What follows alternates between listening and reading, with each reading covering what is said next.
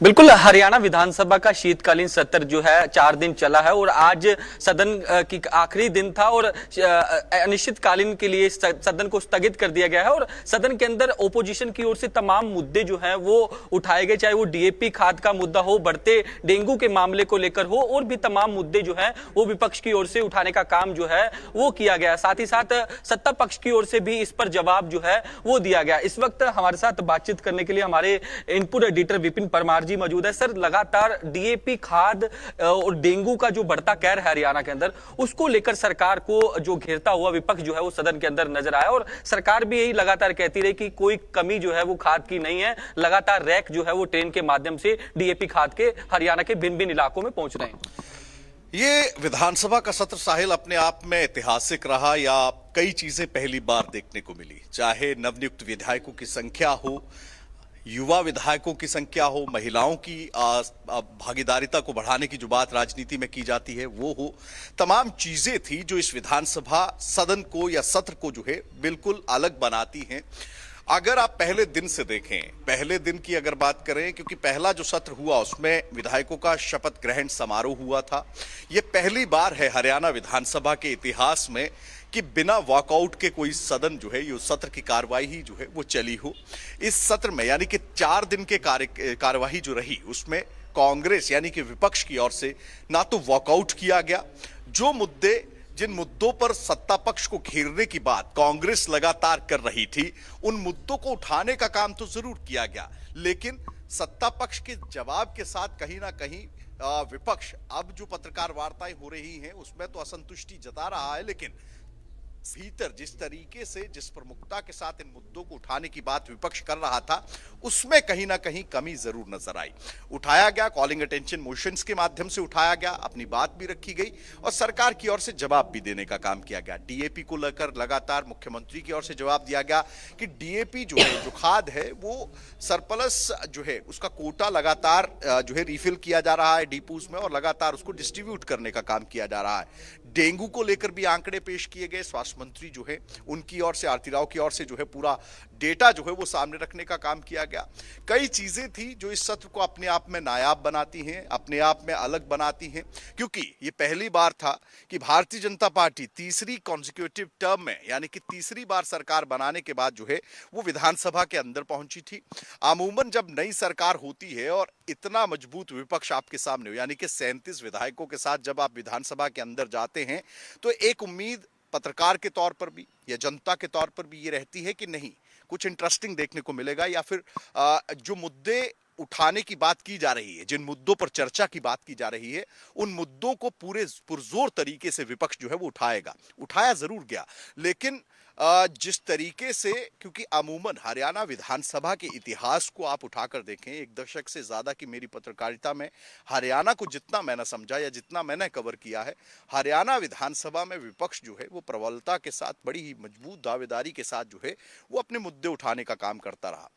लेकिन इस बार जो है वो कई चीजें जो है वो देखने को मिली कि एक्सेप्टेंस जो है, जब सरकार की ओर से जवाब दिया गया, उसको सदन के भीतर जो है उतना रिटेलिएट विपक्ष की ओर से जो है वो नहीं किया गया, चाहे वो डीएपी का मुद्दा था, चाहे रोजगार का मुद्दा था, चाहे खाद का मुद्दा था। और ऐसे में क्योंकि पहली बार ये विधानसभा बुलाई गई थी सदन सरकार के गठन के बाद साहिल, तो ऐसे में कहीं ना कहीं दोनों पक्षों को आप एक दूसरे को जानने समझने का भी समय मिला, क्योंकि एक दिन की कार्रवाई बड़ी, आज का दिन जो था उसको एक्सटेंड करने का काम किया गया था। तो ऐसे में विपक्ष और सत्ता पक्ष की भूमिका को अगर आप इतिहास के पन्नों के साथ जोड़ कर देखें इस सत्र में, तो कहीं ना कहीं सत्ता पक्ष जो है वो विपक्ष पर हावी होता दिखाई। सर, इस बार जो मुख्य विपक्षी दल है कांग्रेस, वो काफी पहले से भी काफी मजबूत था। पिछली बार 31 कांग्रेस के विधायक थे, इस बार 37। तो कहीं ना कहीं प्रदेश के जो लोग थे उनको मन में यही था कि जो विपक्ष है वो इस बार मजबूत है पहले के मुकाबले।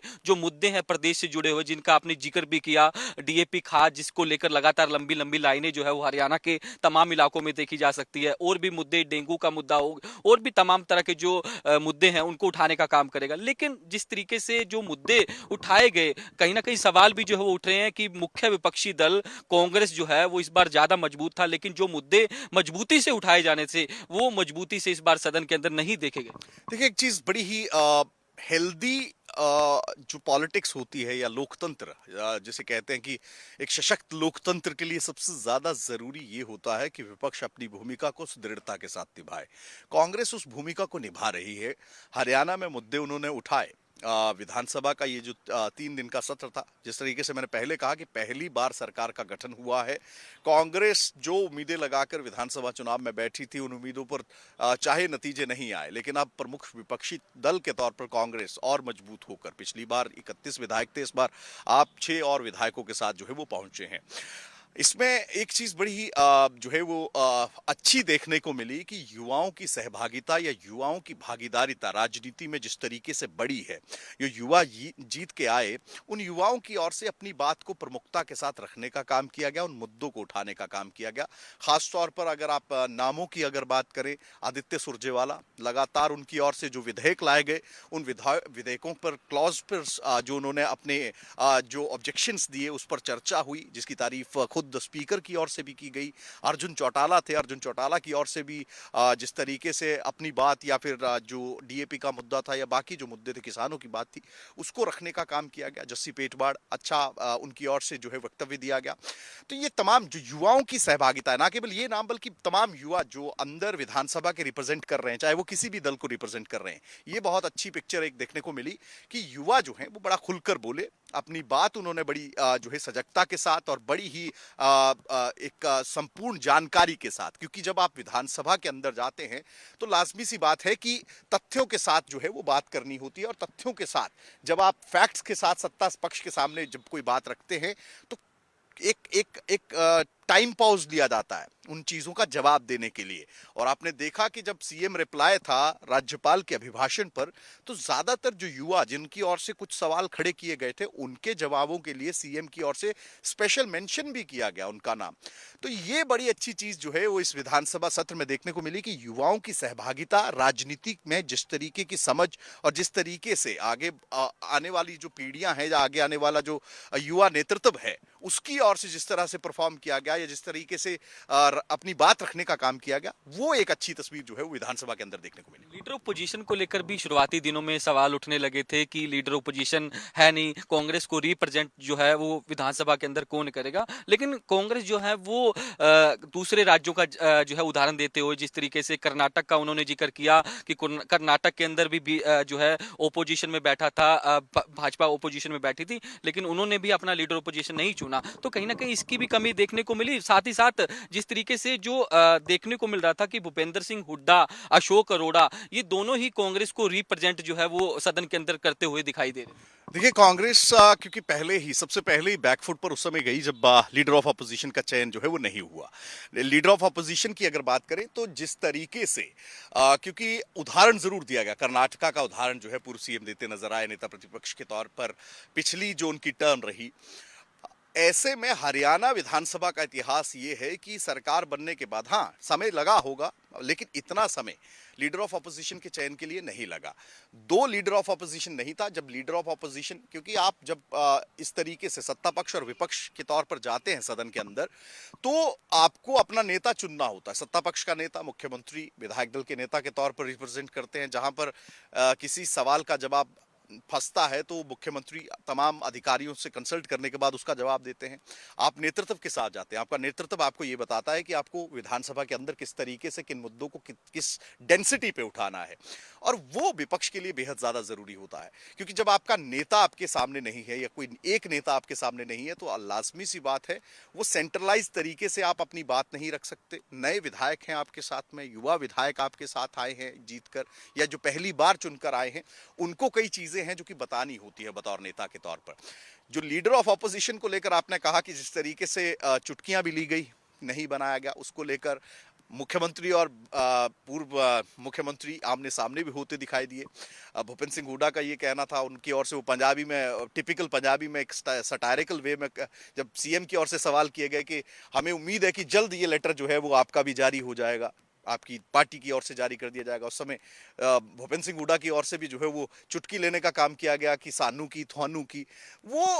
जो एक सटायरिकल मैनर है राजनीति में, वो लम्हे होते हैं जो कि जब इंटेंसिफाई होता है ना कोई मुद्दा, जब बड़ी हीट हो रही होती है, इन चीजों में जब इस तरह का हंसी ठिठोले हो जाते हैं तो वो चीजें नरम हो जाती हैं। लेकिन लाजमी सी बात, एक बड़ा सवाल है कि लीडर ऑफ ऑपोजिशन को लेकर, क्योंकि महाराष्ट्र और झारखंड में चुनाव है, तर्क यही दिया जा रहा है कि लीडर ऑफ ऑपोजिशन का चयन जो है वो विधानसभा चुनावों के बाद होगा। लेकिन जब आप सरकार नहीं बना पाए, जब आप 37 विधायकों के साथ एक मजबूत विपक्ष के साथ भी अगर आप जा रहे हैं, तो लाजमी सी बात है पार्टी आला कमान को इस बात सोचना चाहिए था कि एक लीडर, एक नेता के तौर पर एक चेहरा जरूर रिप्रेजेंट करता, जो कि कांग्रेस को वो दिशा या जिस तरीके से, जिस डेंसिटी के साथ मुद्दे उठाए जा सकते थे, उस और आगे बढ़ाता। कई अहम बिल भी जो है वो सदन के अंदर पारित किए गए, चाहे वो युवाओं से जुड़ा हो, जॉब सिक्योरिटी को लेकर हो। 1,20,000 युवाओं को जॉब सिक्योरिटी जो है वो दे दी गई, 58 साल तक उनकी जॉब गारंटी जो है वो मुख्यमंत्री की ओर से कहा गया सदन में दी गई। उसके अलावा भी और कई अहम बिल जो है वो पारित किए गए, अध्यापकों से जुड़ा हो,